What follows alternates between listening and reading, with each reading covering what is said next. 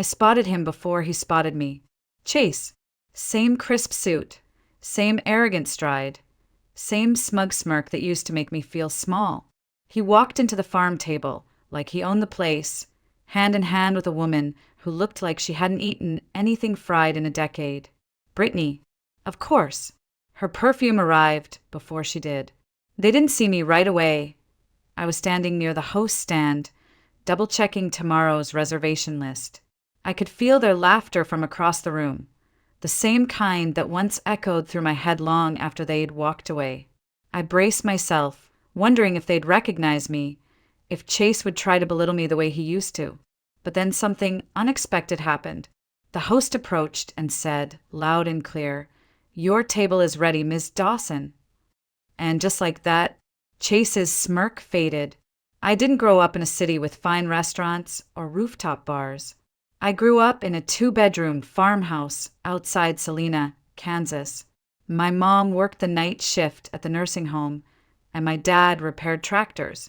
We didn't have much, but what we did have was love and my mother's cooking. That tiny kitchen, with its squeaky floorboards and chipped tile counters, was where I learned to dream. While other kids played video games or watched cartoons, I watched my mom make pot roast, hush puppies, fried catfish, and peach cobbler that could make a grown man cry. I'd stand beside her, barefoot and wide-eyed, memorizing every movement, every sprinkle of seasoning, every quiet hum she made when something turned out just right. I always said one day I'd open my own place, a spot where food felt like a hug and smelled like home. But dreams don't pay rent. At 19, I packed my life into a weathered blue suitcase and caught a Greyhound to Austin. It was the only city I'd ever been to that felt alive, like something was always about to happen. It scared me and thrilled me at the same time. Rachel picked me up at the station. We'd known each other since 4th grade, and though we weren't always close, she was the only person I knew in Texas. She let me crash on her couch in her tiny apartment off South Lamar. The floors creaked and the air conditioning rattled like I had asthma, but it was shelter. And for now, that was enough. I applied everywhere. Diners, grocery stores, food trucks. No one wanted to hire someone with no real experience. Finally, I landed a job at a small cafe just off the Metro rail line. It wasn't glamorous. We served burnt coffee, microwave biscuits, and called it breakfast. The tips were terrible, the manager yelled too much, and by the end of my 12-hour shifts, my feet throbbed so bad I could feel my heartbeat in my toes. But every night I came home, opened my cheap secondhand laptop, and watched YouTube videos about knife skills, plating techniques, and regional cuisines. I'd write down recipes in a beat-up composition notebook I carried everywhere. I'd practice them when Rachel was working late, using whatever I could afford from the discount aisle at H-E-B. One night, I made chicken and dumplings for Rachel. She took one bite, looked at me, and said, "Maggie, you're wasting your life slinging hash for someone else." I smiled, but I didn't say anything. I didn't have the luxury of quitting. Rent was due. Groceries weren't free. And culinary school? That was a fantasy I couldn't afford. Still, in the quiet moments, those rare times when the world slowed down just enough for me to think, I'd close my eyes and picture it. My own place. Wooden tables, fresh herbs on the windowsill, the smell of biscuits in the oven, and smoked brisket simmering on the stove. I didn't want something fancy. I wanted something real. But Austin was cold to dreamers. And then he walked in. It was just another Monday morning. I was wiping down tables, wishing I had better shoes, when the bell above the cafe door jingled. He stood out instantly. Tailored jacket, polished boots, watch that probably cost more than my monthly rent. He looked out of place, the kind of man who belonged in glass offices, not roadside cafes. He glanced around like he was amused. When I approached to take his order, he looked up with these icy gray eyes and gave me this slow, deliberate smile.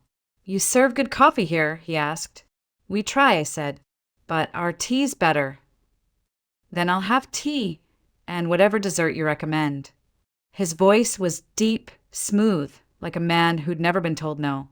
I hesitated just for a second, then smiled back. "Try the banana pudding." It's not fancy, but it's honest. He nodded. Honest sounds perfect. That was the first time I met Chase Walker. He came back the next day, then again, and again, always sitting in the same booth, always ordering tea, always leaving tips that were too generous. At first, I thought he was just another flirt, but something about him was different. He asked questions about my life, my dreams. He actually listened. One evening, he waited for me outside the cafe, said he had something for me. I laughed nervously, but followed him to his car, where he handed me a small box. Inside was a silver bracelet with a heart-shaped charm. Chase, I can't accept this. It's just a token, he said. You deserve more than this place. I should have known better, but back then, I wanted so badly to believe him. 2 months later, I was standing on the rooftop of a swanky downtown hotel, with string lights twinkling overhead and the scent of champagne in the air, when Chase dropped to one knee. I froze. We had only known each other for 8 weeks. He said time didn't matter, that when you knew, you knew, that some people waste years pretending. But he didn't want to pretend with me. I was the real deal, and he didn't want to waste another minute. My breath caught in my throat. No one had ever looked at me that way before, like I was something rare. Rachel was furious when I told her. Are you out of your damn mind, Maggie? She barked, pacing our tiny living room. 2 months? You barely know this guy. You don't even know where he lives. What does he actually do? He's in real estate investments, I said softly. Oh yeah? Ever see an office?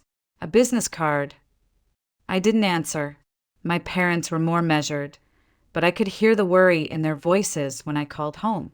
Honey, my mom said gently, love's a beautiful thing. But love without time is just lightning, bright and fast, and sometimes it burns. But I didn't want to listen. I didn't want their doubt clouding the one good thing that had happened to me since I'd left Kansas. Chase made me feel chosen, elevated, like I belonged somewhere better than the bottom of a kitchen hierarchy. So I said yes. The wedding was simple, a courthouse ceremony. Dinner at a fancy restaurant with white tablecloths and overpriced appetizers. Chase said he didn't believe in big, flashy events. I took it as humility. I thought it meant he was grounded. That night, he handed me the keys to a penthouse apartment overlooking the city skyline. This is home now, he said, wrapping an arm around my waist. You're home.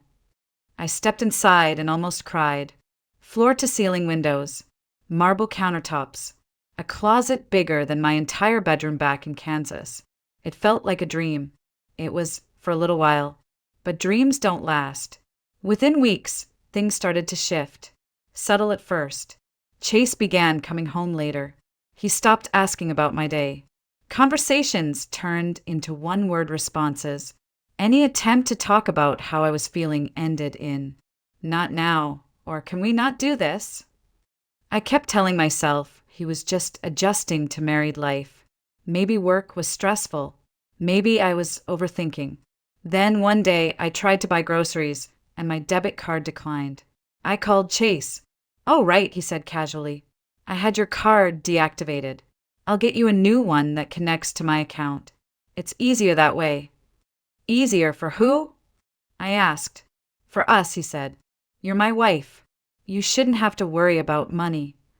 I didn't know what to say. Something about it didn't feel right, but I didn't argue.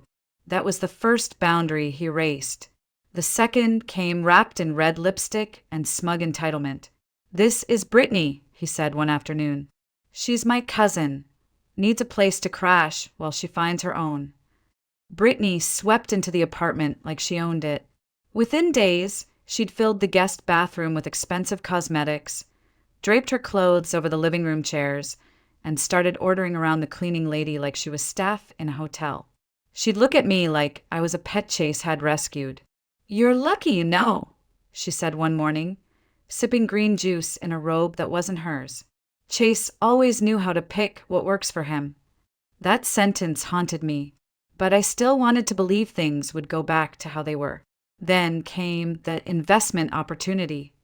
We were having dinner, some fusion place he liked, and out of nowhere he said, "I'm thinking of expanding into boutique hotels. Great margins. I have a solid plan, but I need a credit line." I nodded slowly. "So, well, I thought we'd open a loan under your name. You've got a better credit score, and it's just easier that way. I'll handle all the payments, of course. It's for both of us."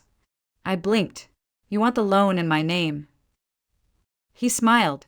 "It's just paperwork, Maggie. You trust me, right?" Something cold settled in my chest. "I'll think about it," I said. He didn't like that answer.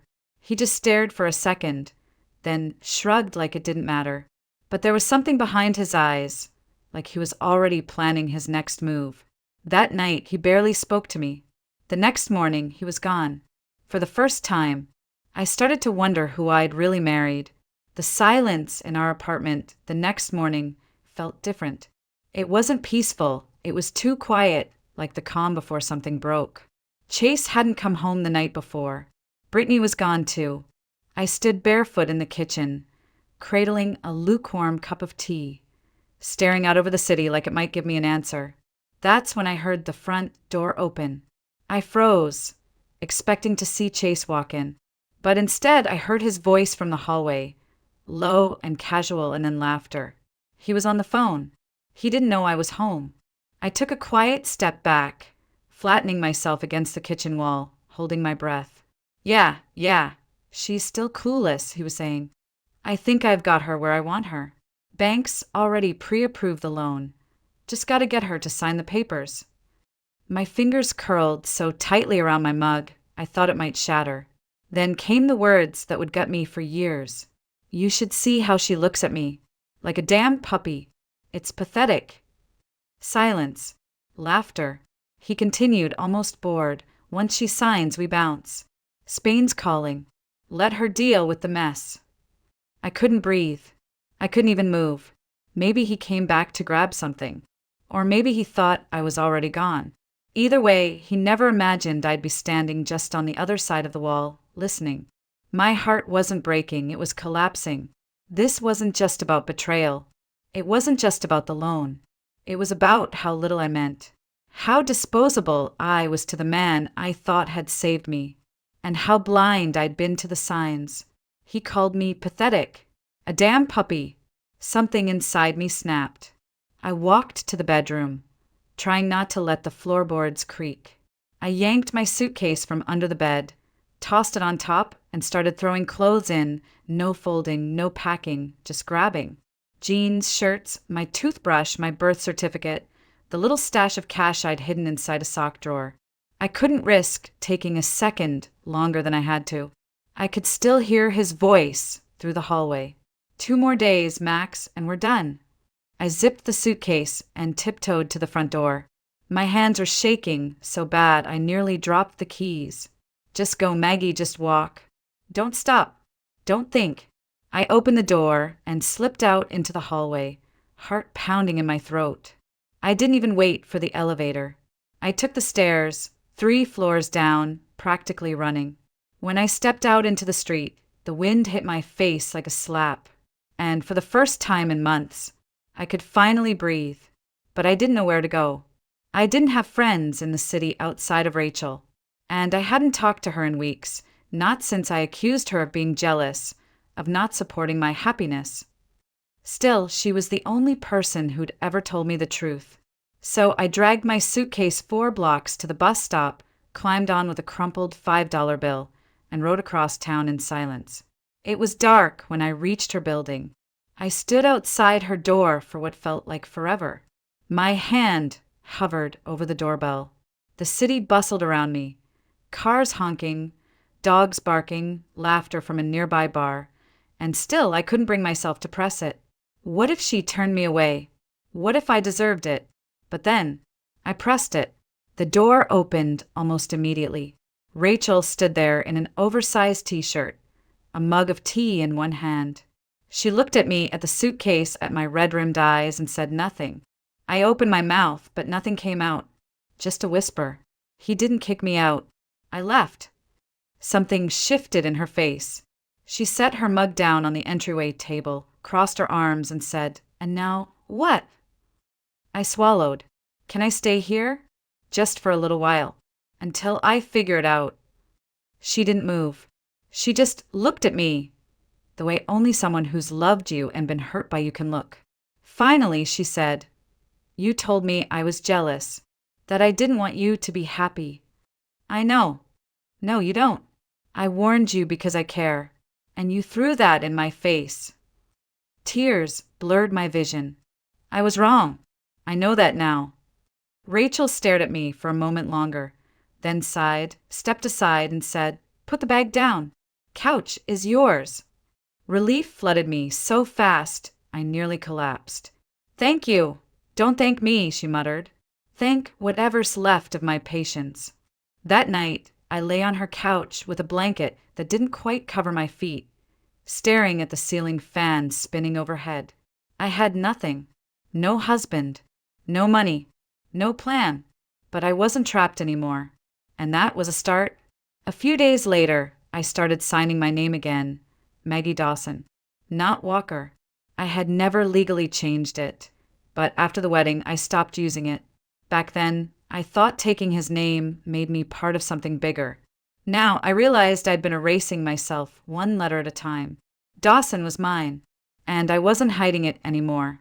The next morning, I woke up before the sun even rose. Rachel was already in the kitchen, pouring coffee into two mismatched mugs. She handed me one without saying a word. It was her way of showing grace without rubbing it in. I sipped in silence, letting the bitterness of cheap coffee and the weight of everything I'd lost settle in my chest. I couldn't afford to sulk. I'd spent enough time waiting for life to change. Now it was up to me. After Rachel left for work, I opened my laptop, still cracked at the corner from the move to Austin, and started scrolling through job listings. Most of them required experience I didn't have, or credentials I couldn't afford. Culinary school had never been an option. Chase had promised I wouldn't need it. Now that promise felt like another lie folded into 100 others. I sent out a few applications anyway, mostly hostess jobs, line cook assistant, dishwashing, anything that meant a paycheck. But rejection came fast and cold. Not enough experience. Position already filled. We'll keep your resume on file. By noon, I felt the ache of failure creeping back in. That's when Rachel peeked into the apartment during her lunch break. "You still on that laptop?" she asked. I nodded. "You need to get back into a restaurant. Any restaurant. Go apply in person. Smile. Show up like you mean it. They hire fast when people quit." "I don't want to be a waitress forever." She leaned against the doorframe and crossed her arms. "Then don't be. But first survive. Eat. Pay rent. You can chase your dream once you've got your feet under you." She wasn't wrong. So that afternoon, I pulled my hair into a ponytail, slipped on a clean shirt, and hit the pavement. The first two places turned me away before I even finished saying hello. The third, a little Russian Southern fusion spot tucked in the corner of East Austin, was different. The manager was a woman with sharp eyes and a tired voice. She read my application, looked me over, and said, "You start tomorrow." I almost cried. It wasn't glamorous. The shifts were long, the kitchen louder than a drum line, and the head chef, a man named Hank McAllister, was as grumpy as he was brilliant. He barked orders like a drill sergeant and scowled at anything that didn't meet his standard. I did my best to stay out of his way. I ran orders, cleaned tables, carried trays that nearly broke my wrists. But I watched, closely, every sauce, every garnish, every pan flipped in rhythm like a song only they knew how to sing. One night, near closing, I lingered by the kitchen window too long. Hank looked up and barked, "What are you staring at?" "Sorry," I said, backing away. "Just watching. This ain't a theater. You want to look, get to work." I started to leave, but then I turned back. "Your béarnaise, it's breaking." He squinted at me. "It's too hot," I said quietly. "If you pull it off the flame and whisk in some cool butter, it might come back together." For a moment, I thought he might throw a spoon at me. Instead, he did exactly what I said. The sauce held. He didn't thank me. He didn't even look at me. Just muttered, "Keep working." The next day, he cornered me by the service counter. "Where'd you learn that?" "Internet." "No culinary school?" "Nope." "Humph," he scratched his chin. "You want to learn for real?" I stared at him. "Yes." "Then stay after shift. No pay. Just listen and do what I say." My heart leapt. Deal. That's how it started. Night after night, I stayed behind while the rest of the staff went home. I chopped vegetables, peeled garlic, stirred stocks, cleaned fish until my hands reeked for days. Hank didn't praise. He didn't coddle. But he taught, slowly, methodically, like passing on a sacred language. And I soaked up every word. For the first time in months, I felt anchored. I wasn't a wife. I wasn't a fool. I wasn't broken. I was a cook. And I was starting to remember who I used to be, before Chase, before the lies, before the loneliness. I still had my dream. It was dusty, bruised, and buried, but it was still there. And now, for the first time in a long time, it felt like I might actually reach it. It was a Thursday evening, a little after 7, and the dinner rush had just begun. Orders were flying in, plates clattering, steam rising from the open kitchen in chaotic harmony. I was moving fast, one hand balancing a tray of sweet tea and cornbread, the other scribbling notes for the next table, when the manager leaned over and nodded toward the far booth. "Guy in the corner," she said. "That's Mitchell Grant." I blinked. Should I know who that is? She raised an eyebrow. "He owns the Fieldhouse Group. Farm-to-table spots all over Texas. He drops in sometimes, low profile. People say he's always looking for the next thing." I nodded slowly and turned toward the booth. The man sitting there looked like he belonged in a Patagonia catalog.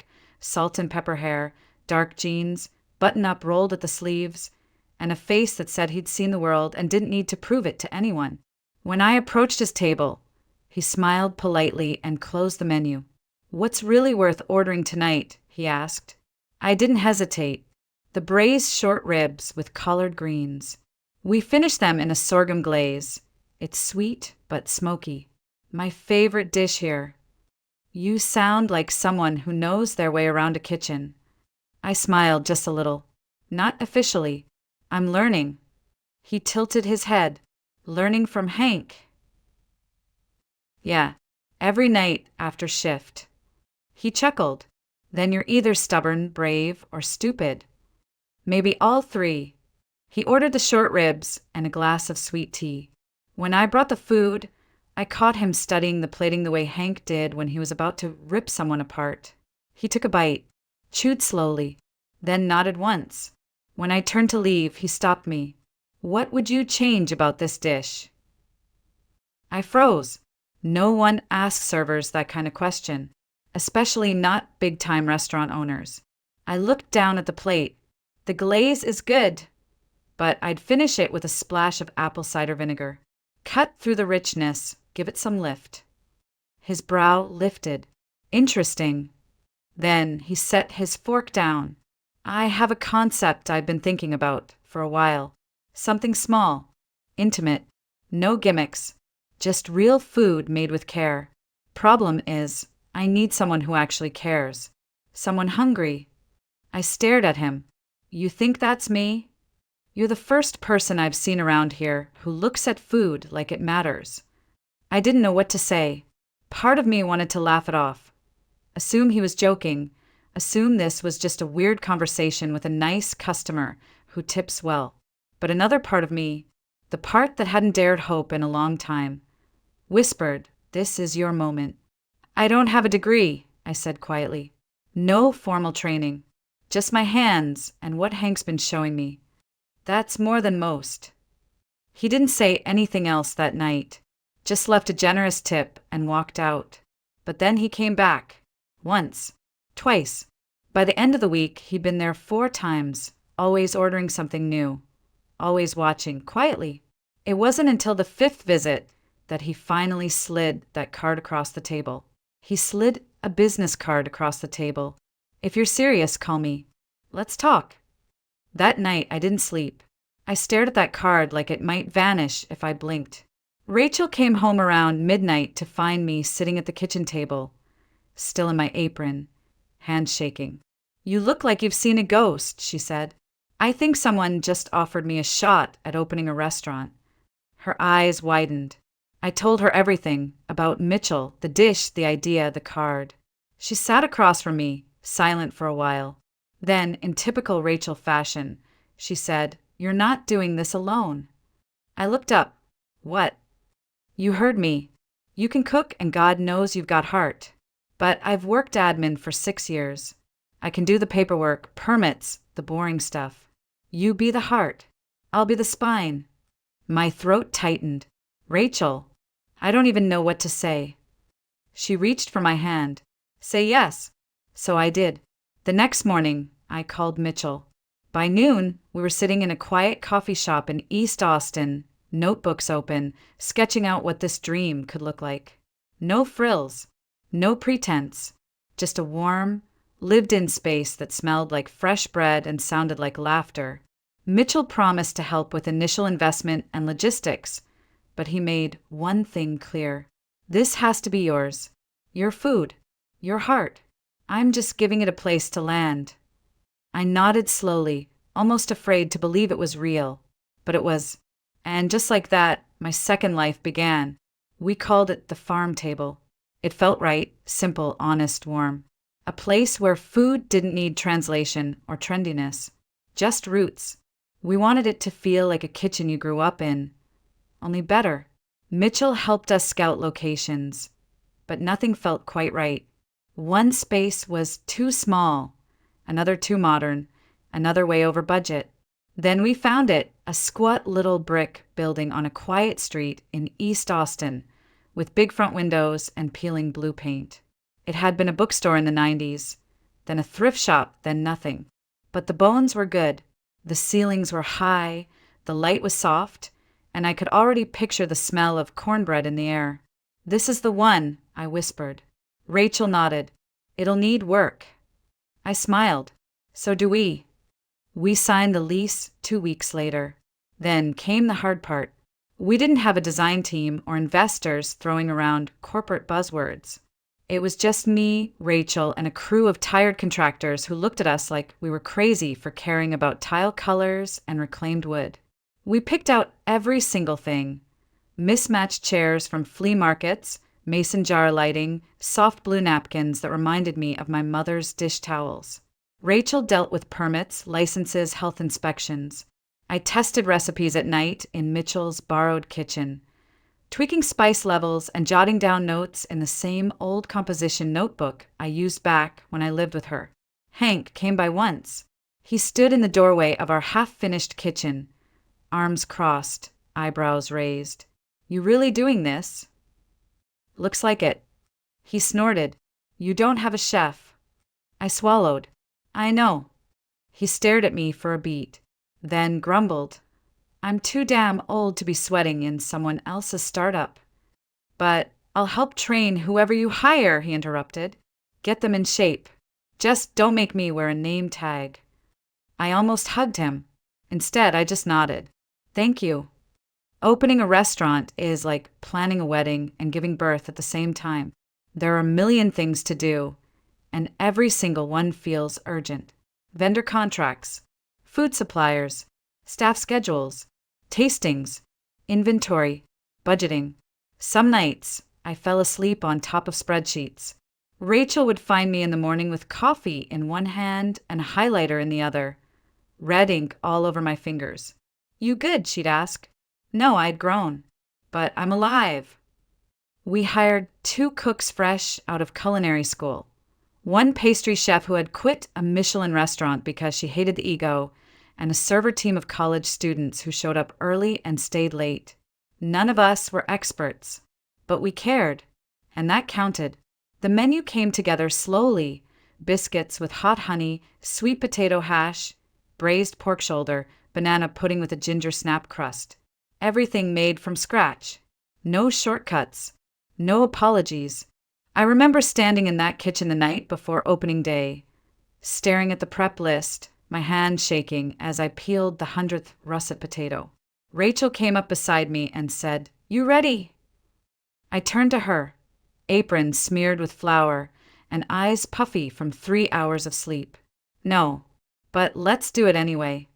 We opened on a rainy Saturday in October. The first customers came in with umbrellas and low expectations. But by noon, we had a wait list. People lingered at their tables, sipped coffee slowly, asked about ingredients. They smiled. They laughed. They came back the next day. And the next. 1 week in, a local food blog wrote a glowing review. "No frills, no fuss. Just food that hugs you from the inside." I taped that article above the line in the kitchen. Every time service got crazy or a soufflé sank or someone forgot to restock the butter, I'd glance at it and remember we were doing something real. We weren't just feeding people. We were healing them, too. A month passed. Then, too. The farm table wasn't just surviving, it was thriving. By the end of our second month, we had regulars. People started calling ahead, asking for the corner table or the one near the window with the sun in the morning. We had families who came every Sunday after church, artists who ordered the same cornbread every Tuesday, and one sweet old man who left a handwritten note with every check. "This reminds me of my mother's kitchen," one said. "Don't change a thing." We had our hiccups, of course. A clogged sink, a missed delivery, a server who showed up drunk and had to be let go. But even through the chaos, there was this quiet, glowing truth. We had built something real. Mitchell came by often, not to micromanage, but to watch, to sit back with a cup of black coffee and a grin that told me he was proud. "This place has soul," he told me one night as I wiped down tables. "But it's also getting crowded." I looked around. Every seat was filled. People were waiting by the door. The kitchen was stretched thin, and our team was working double time just to keep up. Rachel joined us at the bar, flipping through that week's numbers. "He's right. We're turning people away most nights." "I know," I said, running a hand through my hair. "But it's a good problem, right?" Mitchell leaned in, voice low. "I think it's time you considered opening a second location." The words landed like a boulder in my chest. A second location. I hadn't even fully caught my breath from the first. Rachel's face said exactly what I was thinking. "Isn't that a little fast?" "Maybe," Mitchell replied, "but the window's open now. This isn't just a trend, Maggie. You've struck something deeper. People want what you're offering. And there's demand." I stared at the register, at the tables packed with strangers who now felt like family. Could we really do it again? Multiply the magic without losing the heart? Rachel said nothing, but I could see the wheels turning behind her eyes. Later that night, we sat in the office, the door closed behind us. She was on the floor, back against the wall, spreadsheets in her lap. I was perched on a milk crate, heart racing. "I don't want to mess this up," I admitted. "You won't," she said softly. "But we can't do it the same way. It'll be bigger. More pressure. We'll need more staff, more systems, tighter controls." I nodded slowly. "Do you think we can pull it off?" She looked up at me, eyes steady. "I think you've come too far to play small." The next week, we started scouting. We looked at over a dozen spaces, some too modern, some too boxy, some with landlords who didn't get the vibe we were going for. Then we found it, an old restaurant on the edge of downtown, tucked between a record store and a plant shop. It had high ceilings, tons of light, and the faint smell of possibility in the air. It needed work, but I could already hear the clatter of pans, the hum of conversation, the scent of biscuits and gravy floating through the door. Rachel walked the perimeter, jotting down notes. Mitchell stood near the entrance, arms crossed, grinning. I walked to the middle of the space, turned in a slow circle, and whispered to myself, "We could make this home."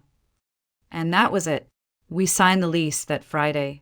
While the paint was still peeling and the plaster was crumbling, we rolled up our sleeves and got to work again.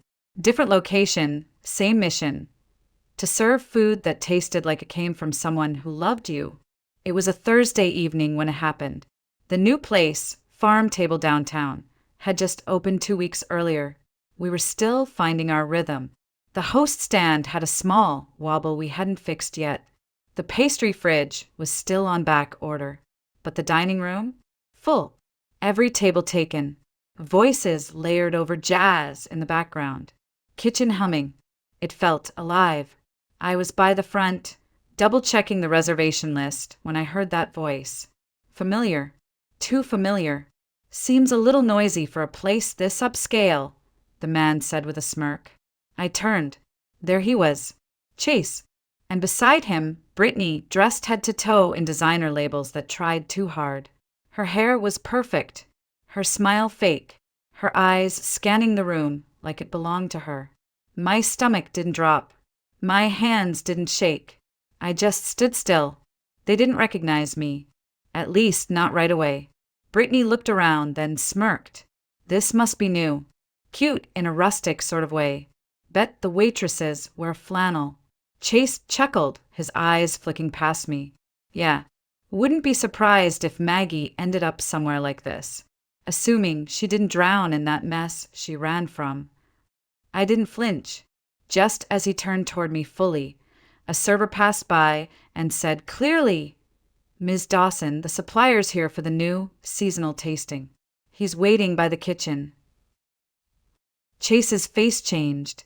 It was slow, like molasses creeping across a mirror. Confusion first, then disbelief, then something sharp and hollow. "You're the owner?" I met his eyes. "That's right." Brittany blinked. "Wait, you run this place?" I smiled. "Built it. Twice." She scoffed. "Well, I guess Chase gave you a head start, with the money." My smile didn't fade. "You mean the loan you both tried to trick me into signing?" Brittany went pale. Chase's jaw locked. I leaned just slightly forward. "It's funny. I used to think you two ruined me. But turns out you gave me the push I needed." Neither of them spoke. Chase's mouth opened like he might say something, then closed again. I stepped back, gestured toward the door. "We're fully booked tonight. Maybe try somewhere else." And just like that, they turned and left. No screaming. No dramatics. Just silence. Sweet, satisfying silence. I stepped out onto the back patio once the rush had died down. The night was cool, the kind of Texas breeze that makes you forget just how hot the day was. The city lights twinkled in the distance.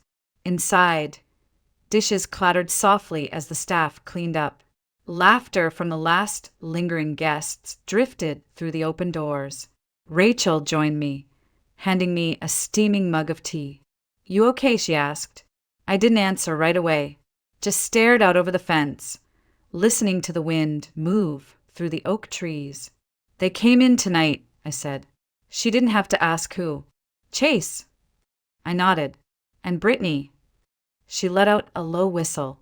"Let me guess, smug, loud, and condescending?" "More or less." She leaned against the railing beside me. "And how'd it feel?" I thought about that for a moment.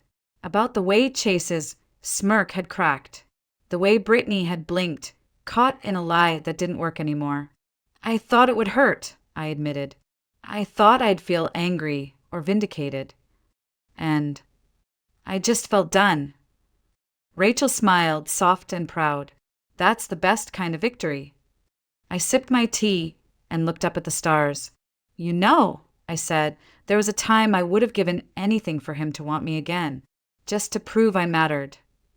Rachel glanced over. "And now?" "Now I don't need that. I have this. My name on the window. My food on the plates. My people in this space. He didn't break me, he redirected me." She nudged my shoulder. "You finally believe it, don't you?" I nodded. "I do." The truth was, I wasn't the same woman who had walked into that cheap cafe months ago with calloused hands and a broken heart. I wasn't a shadow waiting to be chosen. I was the one doing the choosing now. Of my life. Of my future. of who got to stand beside me and who didn't. And Chase? He didn't even make the list. As the last light flickered off inside, I turned to Rachel.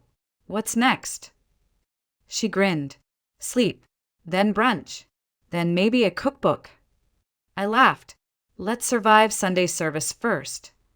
She raised her mug. To survival. I clinked mine against hers. To building something that lasts. And I meant it, because I finally understood. Success isn't a man in a suit handing you a life. Success is choosing your life, piece by piece, and building it from the ground up. Even if it starts with a suitcase, a broken heart, and a recipe written in pencil. This was mine.